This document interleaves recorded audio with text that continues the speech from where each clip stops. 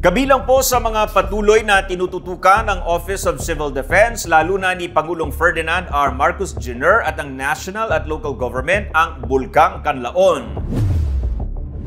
Kaya't mahigpit ang paalala ng mga ahensya ng pamahalaan, lalo na ang inyong OCD, kaugnay sa tamang preparasyon at maagap na pagkilos. Nananatili kasi sa Alert Level 3 ang bulkan na matatagpuan sa Negros Island. Ayon sa PHIVOLCS, patuloy itong nagpapakita ng tinatawag na unrest na sinasabayan pa ng volcanic earthquakes at patuloy na degassing. Naitala ang 10 volcanic earthquakes mula Biyernes hanggang Linggo. Nakapagtala naman ng tinatawag na moderate plumes na abot ng 100 metro ang taas. Sa pinakahuling update ngayong araw, 8 volcanic earthquakes ang naitala.